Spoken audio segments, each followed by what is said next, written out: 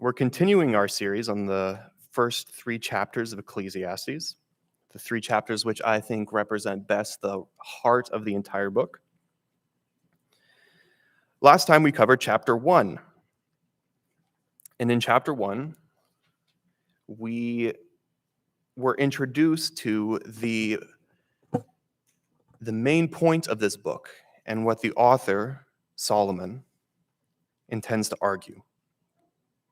He represented it with a central metaphor, the metaphor of a vapor. And we're supposed to imagine trying to grasp this vapor. It's an action which is destined to be frustrated because vapors aren't the sort of thing that can be grasped. And so this is the picture that the teacher gives us of human life.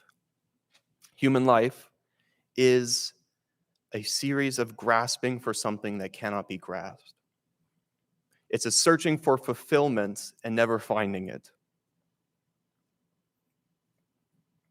But all of this was introduced in mostly poetry. And I think in my experience, there are 2 kinds of reactions that people tend to have to chapter 1 of Ecclesiastes.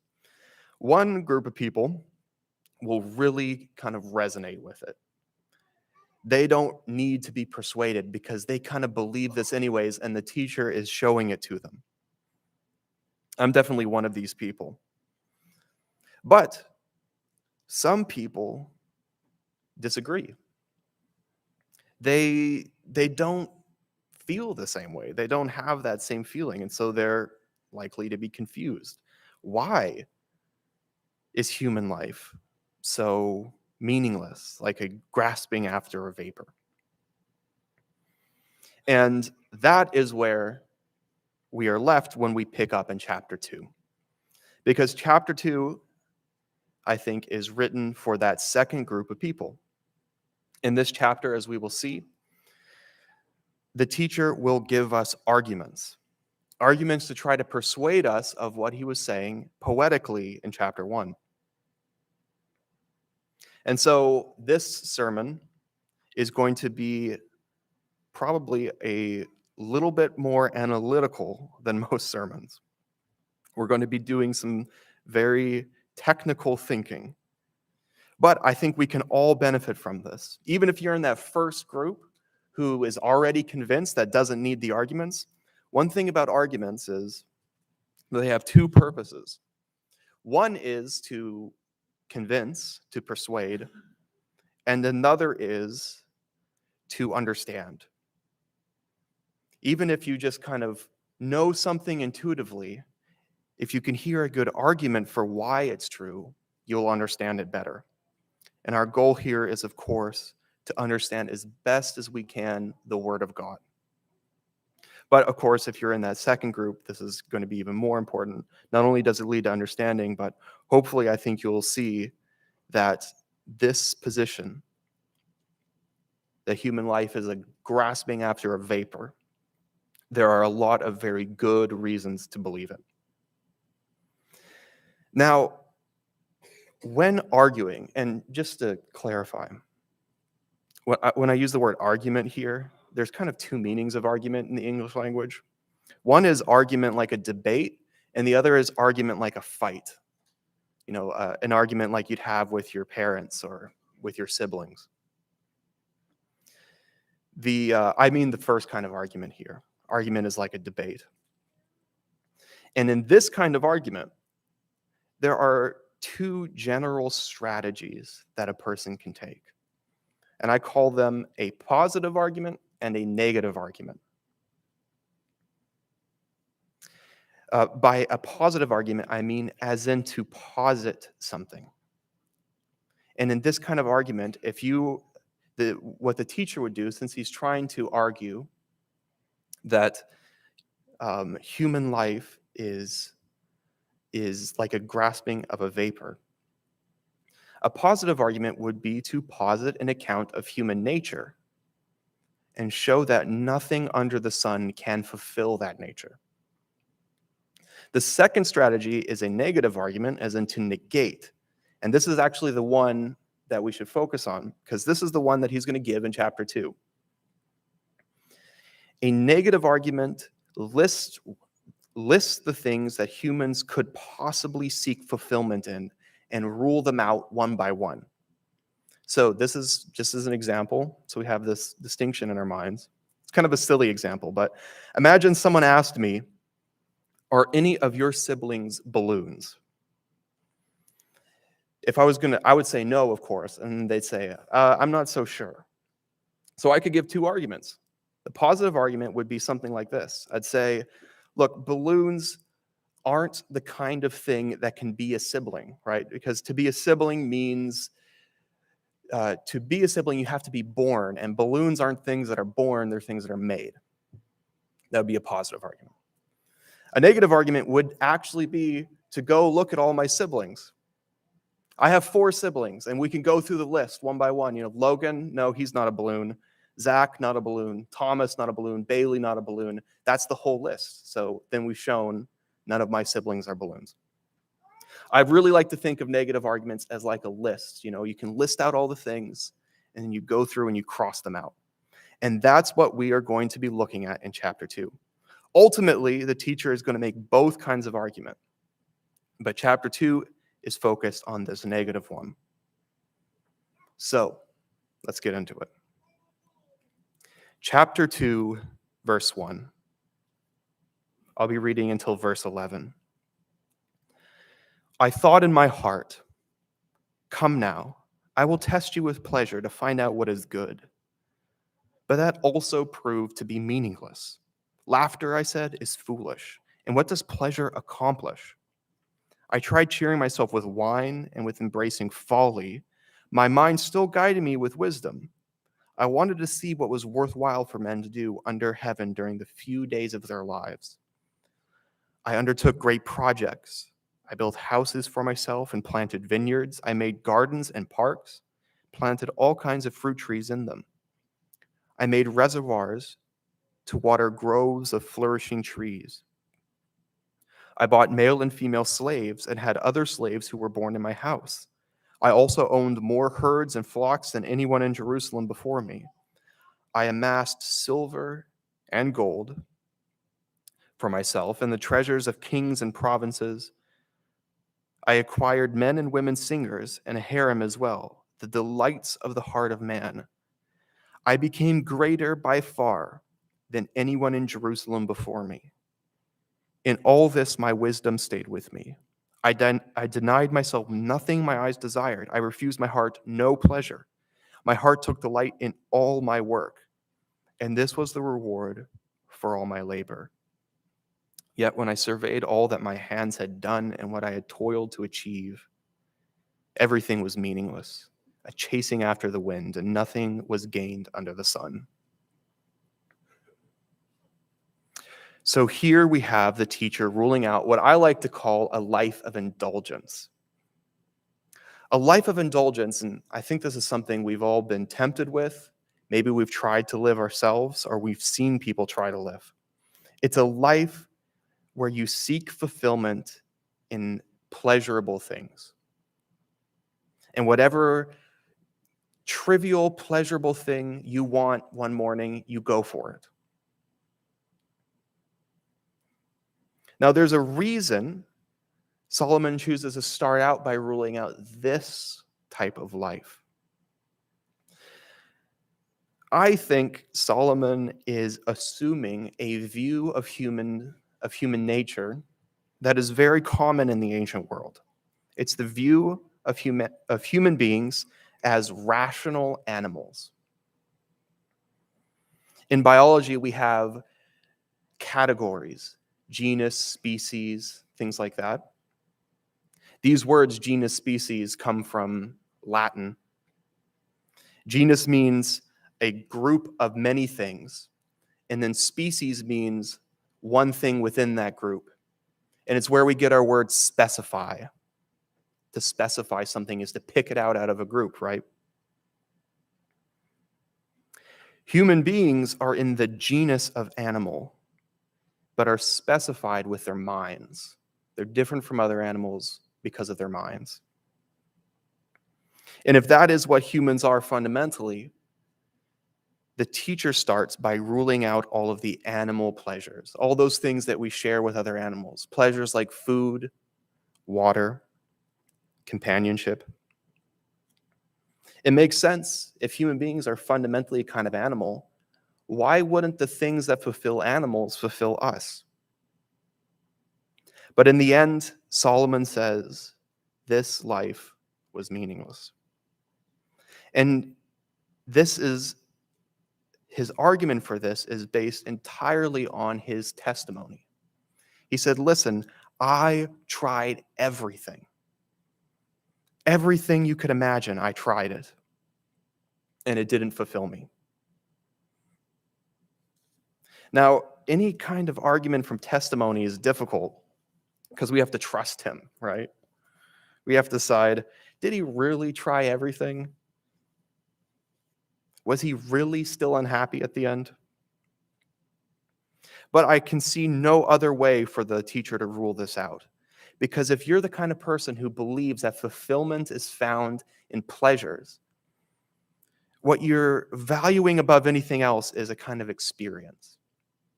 And the only way to know an experience is to have it, right? There's no way for me to take an experience I've had and show it to you. All I can do is testify, and then you have to trust me. And so we have a decision to make. Is the teacher telling the truth?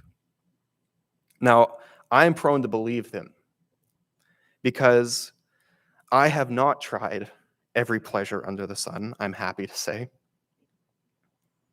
But the pleasures I have experienced, those animal pleasures, they're good, but they're so fleeting. That's my experience. You're hungry, you eat something delicious, you're full for a while, and then you're just hungry again. And besides, human beings are more than just animals. So it seems to me that whatever fulfills us must be in something higher. And the teacher agrees. And that's why he turns next to the second kind of life, a life I call the life of contemplation. And he begins considering this in verse 12. Let's read. Then I turned my thoughts to consider wisdom, and also madness and folly. What more can the king's successor do than what has already been done? I saw that wisdom is better than folly, just as light is better than darkness. The wise man has eyes in his head, while the fool walks in darkness. But I came to realize that the same fate overtakes them both. Then I thought in my heart, the fate of the fool will overtake me also. What then do I gain by being wise? I said in my heart, this too is meaningless, a vapor. For the wise man, like the fool, will not be long remembered. In days to come, both will be forgotten. Like the fool, the wise man too must die. This small section is very interesting to me. Because the teacher says, wisdom is better than folly. With pleasures, he just said, it is all meaningless. Seeking pleasure, not seeking pleasure, one isn't better than the other. But here in the life of contemplation, he does recognize that living a life seeking fulfillment in wisdom and knowledge, there is something better about this. And it's better in two ways, the teacher says. He says this in verses 15 and 16. 13 and 14. It's better what I call intrinsically or absolutely. As he says it, it's better just as light is better than darkness. And remember, Solomon was a Hebrew, well-educated in the Torah. The first act of God was to say, let there be light. And then God said, this is good. Having light is good. It's better than darkness. This is what I mean by intrinsically good. There are some things that are just good. They're just worth it for their own sake. Light is one of those things. Wisdom is one of those things. But wisdom is also good instrumentally. That means it's good for something else, as a way to get to something else.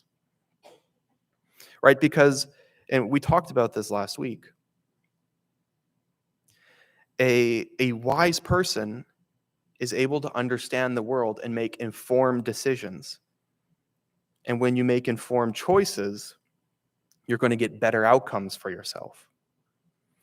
Proverbs is such a good example of, it really unpacks this one little thing about the wise man having eyes in their head. And Solomon, of course, wrote Proverbs as well. In that book, he explores all the ways that foolishness will lead to your own destruction. If you are a fool, things will not go well for you. And the things that you want will slip through your fingers because you don't know how to reach them. However, while wisdom is better than foolishness, he still concludes that it's meaningless.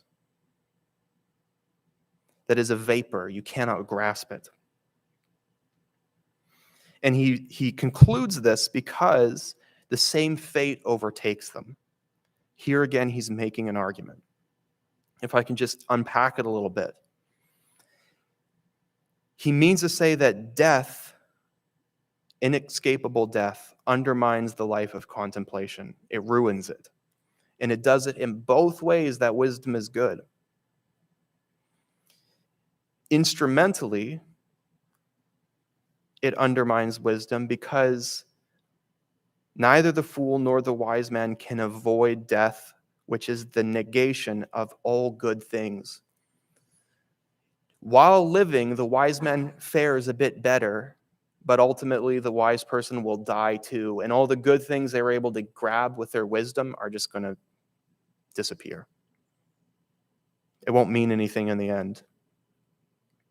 But also intrinsically, death undermines wisdom because the goodness of wisdom is in wisdom itself, truth itself, not this truth or that truth, but all truth.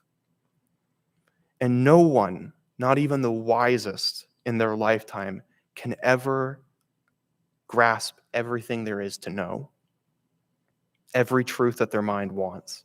So truth is like hunger. You want some kind of knowledge. Maybe you get it and you feel fulfilled for a while, but then there's going to be some other kind of knowledge, and you just go and go and go, collecting as much wisdom as you can, but never reaching true wisdom itself. And so, because humans are finite creatures, they can't reach wisdom. So, I want to be clear. I think this doesn't mean that the fool is better off. The wise person is better off. But ultimately, seeking wisdom is like a vapor in the sense that you can never complete the action. If I can give another analogy, it is like counting to infinity. We can all start at 1 and we can count. And a wise person maybe counts faster, and in their lifetime they'll count higher. But no one ever reaches the end of counting. And if you never reach the end, the goal, it's like trying to grasp that vapor. It's an action that's destined to fail. Okay. So now Solomon has ruled out an animal life of pleasure, a rational life of contemplation, both parts of the human being. What else is there to rule out? Well, there's one last thing, and it's what I call the life of impact. Okay, maybe you cannot be fully fulfilled with any of the things in your lifetime, but maybe you could be fulfilled knowing that something that you started while you were alive can be finished after your death. That you can really make a genuine change in the world, a lasting change. This kind of change, this impact, it might be desired in many ways. In the old times, if you read, for example, the philosophy of the Greeks, to them a life of impact was about honor. A person who lived an impactful life is someone who acquired as much honor as they could. And that, they thought, was worth living for. But there could be so many things that you think, so many impacts that you could focus on, let's say. I think maybe one of the most attractive ones is to live a life for your children. You might think, I'll never be fulfilled, but I can give my children a better life. And then maybe they can find what I couldn't. So with those in mind, let's turn to what the teacher has to say. Verse 17. So I hated life because of all the work that is done under the sun was grievous to me. All of it is meaningless, a chasing after the wind. I hated all the things I had toiled under the sun, because I must leave them to the one who comes after me, and who knows whether he will be a wise man, and who knows whether he will be a wise man or a fool. Yet he will have control over all of the work into which I've poured my effort and skill under the sun. This too is meaningless. All right, it might be hard to see, but here again, the teacher's making an argument. And to understand it, we have to think very carefully about these words, effort and skill. An effort is an action which is difficult or demanding.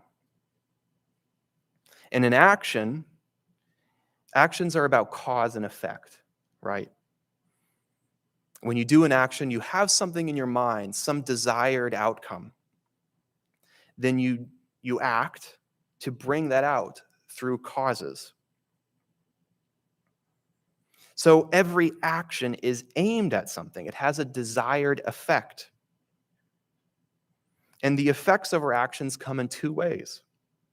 There's the intended effect, the thing that we were aiming for, and then there's all kind of what I call accidental effects, things that just happen and we didn't predict them. We didn't intend them. A good example is, let's say I go to the store. The action is shopping. This is an action probably we're all familiar with. I go shopping. My desired effect is a box of cereal. That's what I want. That's why I go to the store for. But when I walk through the door, somebody says, "You're the 1 millionth customer in the store. You've won a prize." That would be a complete accident. I didn't plan it, but it happened. So I buy the box of cereal. That's the intended effect. I also win, I don't know, $100 of in-store credit. That's the accidental effect. Skill, what we call skill, are those habits which reliably lead to the intended effect. Nothing's ever called skillful if it happens by accident, right? And an action is fulfilled when it achieves its desired intended effect. So by bringing up effort and skill, the teacher is showing us something. A life of impact is never our intended effect. It's always accidental. It's always up to somebody else. We can live, remember, this whole book is about what does it mean to live well? Well, how can living well mean that no matter what you do, no matter how well you live, it can just be foiled by somebody else? That can't be the main thing we're aimed at. So if we consider the example of honor, here's a hard truth. You can dedicate your entire life to honor, and none of the people in the world will recognize it. And what is honor if nobody knows, if no one recognizes it? All that honor is the recognition of other people. And so there is no skill in acquiring honor. It's all an accident. You can do something great, sure, but if no one recognizes it, no honor. It's like the prize when going to the store. It's nothing you could ever intend. Let's turn to the harder example, a life lived for our children, or maybe just for others, other people that you love. What this means, this is a kind of sacrifice when you live like this. You say, I'll never find meaning, but I can give them meaning. But where is their meaning? Is there a meaning in sacrificing for others too? Maybe they sacrifice for their children, and your grandchildren sacrifice for your great-grandchildren, and on and on and on it goes. There's no meaning in it unless there's something actual, something real to live for. And so I don't mean to say that a life spent laboring for your loved ones is a bad life. But unless there's something to fulfill you, what hope is there of them to be fulfilled? Unless you can model to them fulfillment, satisfaction, contentment, what hope will they have to find it? And even if you are able to find fulfillment, satisfaction, contentment, and you skillfully teach it to them, here's something I've learned in my life. No matter how good of a parent you are, it's still up to them. And they can take all of those golden lessons that you teach them, and they can throw them away. So this too is like that prize. It's not the box of cereal. It's not the thing you intend. You can never skillfully acquire it. And nothing that is accidental can really fulfill. Let's keep reading. Where did I leave off? Verse 20. The teacher says, "So my heart began to despair over all my toilsome labor under the sun. For a man may do his work with wisdom, knowledge, and skill, and then he must leave all he owns to someone who has not worked for it. This too is meaningless and a great misfortune. What does a man get for all the toil and anxious strivings for which he labors under the sun? All his days, his work, his pain and grief, even at night his mind does not rest. This too is meaningless."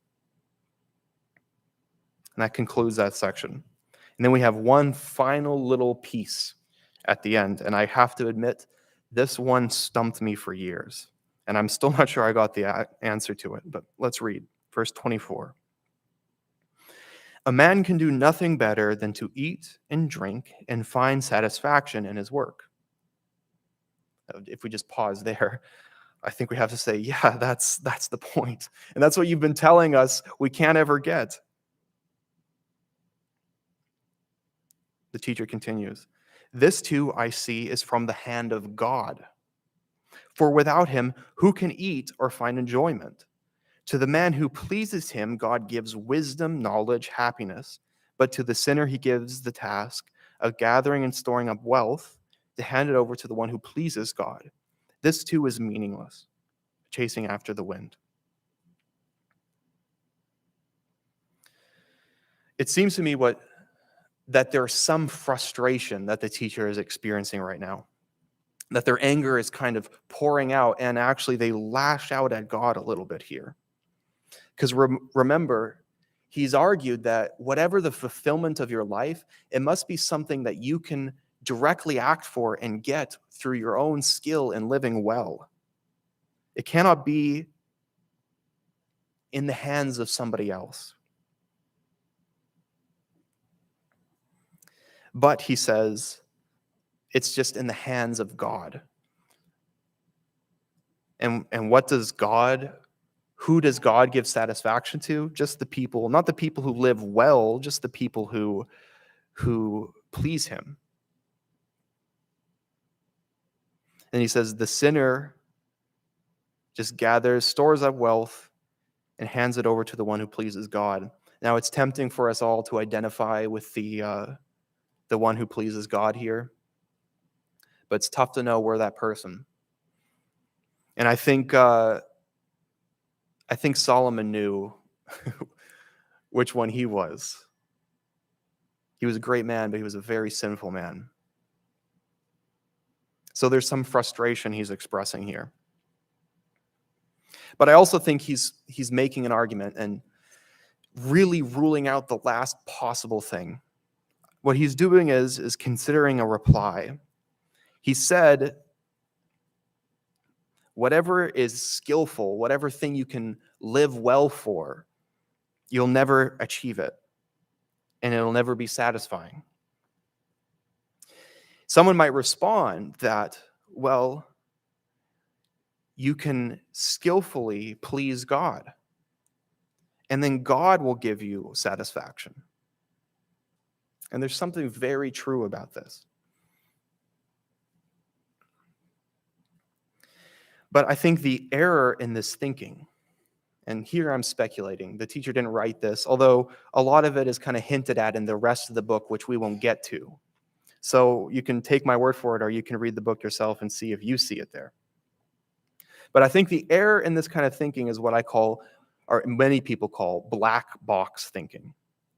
A black box is something you know how to operate, but you don't understand how it operates. Something you know how to work without knowing how it works. The highest level of skill comes from understanding. You know, for me, the number one black box I operate with in my life is my vehicle, my car. I know how to operate it. I can change the oil and stuff like that, can keep it going for a long time, but I don't have a clue how it really works. And I like to think I'm a good driver, but the best drivers, professional drivers, they don't just know how to drive the vehicle. They know how the vehicle works. And with that knowledge, they can get the most out of it. It's the same in all kinds of sports. That the greatest achievers in sports aren't people who can play well, but know how the game is played.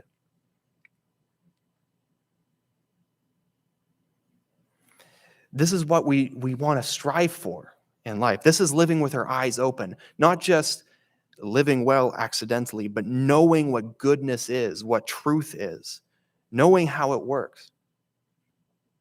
And the same goes for God. Of course, we all want to please God, but doesn't it please God to know him, to understand him? And this is the mistake that I preached a sermon on Job a few months ago now, but for those who remember it, this is the mistake that Job's friends made. They thought they knew how to please God, but they didn't know what God actually valued. And so they ended up making a very, very serious mistake. They thought God was punishing Job for a sin. But in fact, what we learned is that so many of the unfortunate things that we experience, they're not punishments. In fact, they can be gifts. So I think this is what the teacher is trying to get out here. That to really live the best that we can, we have to understand God, not just please him, not just tick all the boxes, but really value what God values. And this just brings us back to the life of contemplation. Can any of us grasp the mind of God? We can learn some things, sure, but we'll never understand. And so that too is an action destined to fail, like grasping a vapor. And that is the end of chapter 2.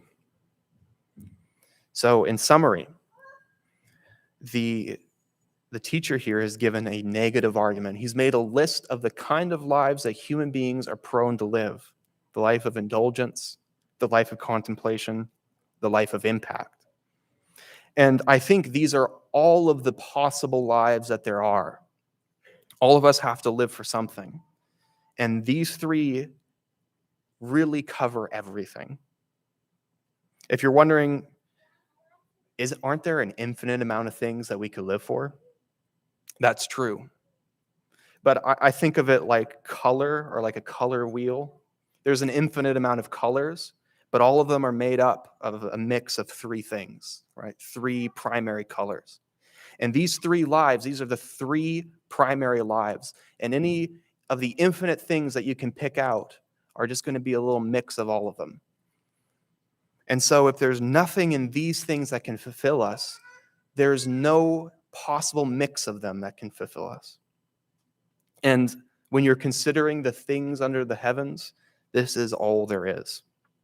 And so, just like when I went through the list of all my siblings and crossed them out, Solomon has crossed out all of the things under the sun which we could live for and find meaning in. Now, that brings us to the end of chapter 2.